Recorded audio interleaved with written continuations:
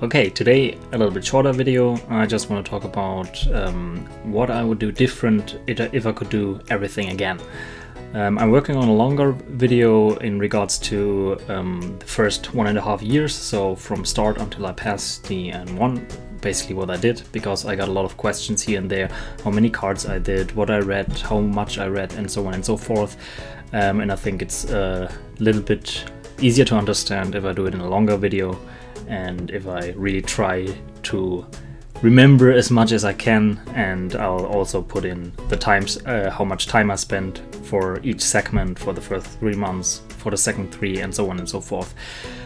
Okay, anyway, and today I just want to talk about what I would do different if I could do it again. And I have 2 main points and 3 things that that could help, but I'm not sure about it. And those are the ones that I think they might help, but I don't have any proof, and it's something I will try next time when I do Korean or Chinese. Okay, the first thing I would definitely change is no RTK in the beginning. It took me 3 months to finish the first RTK book with around, I don't remember exactly, 2,200 cards. It's not that it wasn't helpful. It definitely helped, and it worked the way it is supposed to work. So it helped me to make learning words afterwards easier, and I was able to differentiate all the kanji. But I think at least not the full version, not the full RTK version. If I would do it again, I would definitely not write them down. Yes, it might help with retention if you use this time you've saved by not writing for more reading instead, or more immersion in general. I think it will help you a lot more, and I'd rather stop it earlier and start immersion than to use RTK for longer and have to write it every day, because I did it for 3 hours, or Anki every day for 3 hours during this period, and it's really tiring. So I'd rather not do that and get to immersion early. So that's the first one. I would switch RTK, probably something like RRTK or so, because it's still useful to get a little bit of some basics for kanji, so that you can differentiate the different kanji that look similar, or that it makes it easier for you to remember words, that you have a rough meaning of any given kanji, even though it's in English, but it still helps a little bit for a lot of words. So I would still do something like RTK, but different as it is currently, the RRTK deck. Or maybe learn the kanji alongside learning new words, so for every word I learn the kanji as well, and make a separate card for it or something like that. But I think right now the RRDK deck is probably the best, and a lot of people use it. And if I guess if I took the same time it took me this time, so 3 hours a day, and would have invested them into RRDK, I probably would have been able to finish it after 1 month instead of 3, so that would have given me 2 months more to start immersion, or start immersion earlier. So that's the first thing. Definitely not classic RTK, but something different. The second thing, I would start reading more. For the first 2 years I read, 1.5 to 2 years, I have to look it up, I read about 1.5 hours a day, between 1 hour and 1.5 hours, and I would definitely increase this earlier. Maybe up to 50-50, so 50% reading, 50% listening. Because for me personally, there's another thing that comes on top of that. I read only, like I said, 1 hour to 1.5 hours a day, and during listening I never used subtitles, and I almost never rewinded. So I just started watching and let the whole episode run from start to finish, and next one. No breaks, almost no looking up words, maybe here and there, but really rarely. And the problem here, I'll try to explain it in a simple way, is basically if I would do it again in the same way, basically not using any subtitles while listening, then you're basically relying on reading to increase your vocabulary and your understanding of the language. Yes, you do also increase it while listening, but if you're only understanding a little, so especially in the beginning, and you never look anything up while listening, and you never rewind to hear words again and so on, then you will definitely improve more in this regard during reading. So if I would do it again without subtitles and without rewinding here and there, then I would definitely read more so that I can get this an increased understanding of the language, and then in listening only have to pick it out.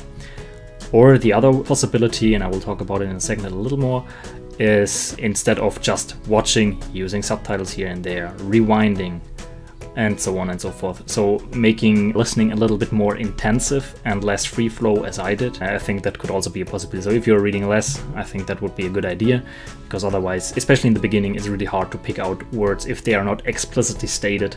Because even if you have somebody who points at an object and talks about it, if he talks for 2 or 3 sentences, then if you're in the beginning and you know almost no words, it's really hard to know out of all those sounds he just produced, what is the word, what is the thing he's pointing at or so. Sure, you can pick out things, but it's really hard in the beginning, like I said. So those are 2 things I would change. Definitely RTK, and then either more reading or intensive listening in the sense of rewinding, looking up words, and so on and so forth. And I think those 2 things alone would save me a lot of time, and probably I could have been further by now. So I think 50-50 at least for reading and listening should be fine. If you want to go higher for reading, that's also fine, but I think I would still do a little bit more listening, especially since in the beginning, if you're not that accustomed to the language yet, then reading can be really tiring and listening is just easier. You can do a lot more of it. So I think 50-50 should be fine, and then everything else up to you. Okay, and 3 things that I would try, but I'm not too sure. Like I said, intensive watching, meaning subtitles and rewinding often and creating cards while doing it. Although I think I would limit it, at least limit the amount of time I do it, maybe pick 1 or 2 episodes of a show and try to do it with them, and afterwards just continue free flow because it's really tiring. Plus, if you do it too much, I think the volume of input you get is getting just a little bit too low, because normally it would take 20 minutes for 1 episode if you're doing free flow, so you're getting 20 minutes of input. But if you're doing it intensively, the volume, you're gaining more knowledge about the words in there, but the volume overall is pretty low. So I think maybe I would also differentiate between easier material that I can use more for free flow and harder material for more intensive watching. Something like this, but I would probably try to implement it. The second one, more repeat watching. There are only a handful of shows I watched more than once. And around the 8 or 9 month mark, I started mining shows and then rewatching them over and over again, or using them as passive immersion. And I think I will do something like this more. Maybe even, that's my third point, incorporate some forced mining. What I mean with forced mining is pick an episode and go through it. Try to mine every unknown word, even if you have to look up grammar points and so on, have to use the translation in the beginning. This can really help you to understand it a little bit, and then listen to the show over and over again in your passive immersion, and maybe even every evening pick 1 episode and watch it again actively. It might not be the most interesting thing, but I think this can help a lot. And if you force your way through a show like this, 12 episodes, and you have pretty much all the vocabulary in it down, I think it can help a lot.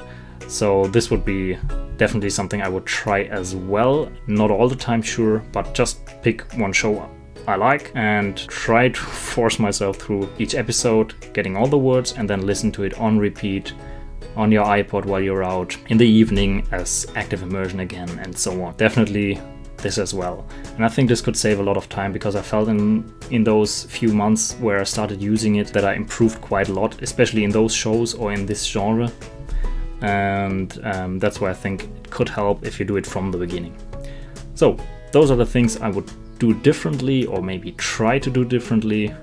Once again, number 1, I would definitely don't do classic RTK, switch to something like RRTK or something else that's shorter, maybe you can finish in 1 month, just the most important kanji. Second, more reading, and then for the 3 ones where I'm not too sure, but I would probably try, is more intensive watching, more repeat watching, and maybe forced mining. Those are the 3. That's it for today. So like I said, the next one will be probably a little bit longer, and I'll go over the first 1.5 years, what I did and so on, with exact numbers and what I watched, and we'll try to explain it as good, as simply as I can.